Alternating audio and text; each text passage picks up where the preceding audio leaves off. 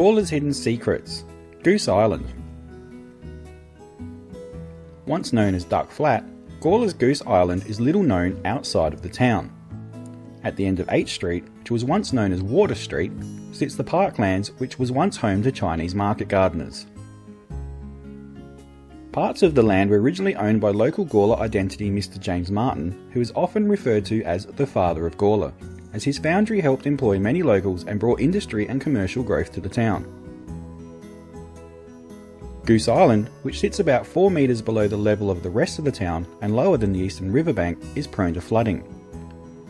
Before a swing bridge was built in 1889, residents had to navigate the riverbed and then climb the riverbank to get to Whitelaw Tce and the rest of the town. In 1865, Goose Island was used for sporting events. One such event was between Gawler's H. Ortel and Kapunda's Abel Marriott, who were sprinting against each other for the princely winnings of £40. Marriott won the races easily. As Gawler grew, people began to build on Goose Island, and soon many residents had little cottages surrounded by pigsties and chicken coops.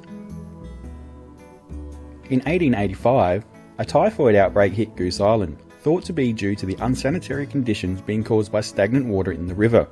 Few residents died, but the outbreak was contained quickly. An attempt to dam the river to allow people to swim or boat on the South Para lasted only a short while around the early 1900s, with a downpour of rain soon cutting a new channel around the dam. The dam was eventually blown up with dynamite in the late 1930s. In 1889, the first swing bridge spanning from Goose Island to Walker Place was built. Unfortunately, as the South Para River was prone to extensive flooding every winter, the bridge was washed away only a year later. The bridge had to be built many times over the years as flooding almost every winter saw it destroyed. It wasn't until the late 1920s that council found a solution for the bridge being washed away, and instead of just building a rope-style swing bridge or a reinforced wire swing bridge, it was decided to sink railway line in concrete in the base of the river to offer more stability, then add steel cable anchored on the riverbanks.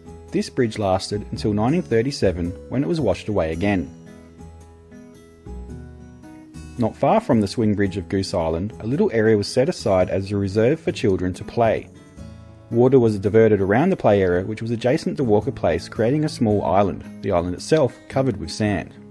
Children often played here unsupervised, which led to the tragic death of 12-year-old Flora Camprod on the 16th of July 1927. Flora had been playing in the sand with several friends, who had dug a tunnel and a large chamber. The chamber and tunnel collapsed, bearing 4 children, with Flora being completely buried inside. A mad rush to get help followed, but it was too late for young Flora, who suffocated under the sand. Flora wasn't the only tragedy near Goose Island. In 1892, Willie Sampson, aged 9 years, drowned in the river. Willie was playing with friends and dove into the water and possibly hit his head on a submerged branch and then got stuck.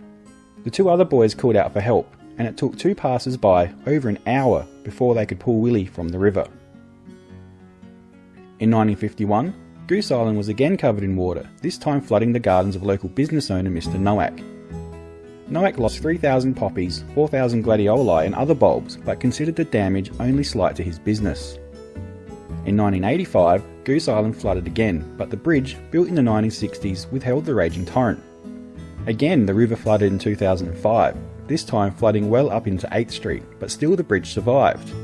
Today, Goose Island is a reserve right in the heart of Gawler that may soon become another car park to meet the growing needs of the town.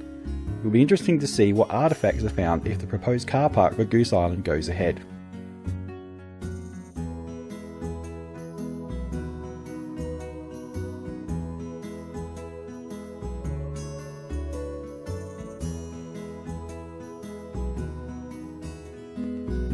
Thank you for watching Gawler's Hidden Secrets. You can find us on Facebook or on YouTube at The Haunts of Adelaide, History, Mystery and the Paranormal.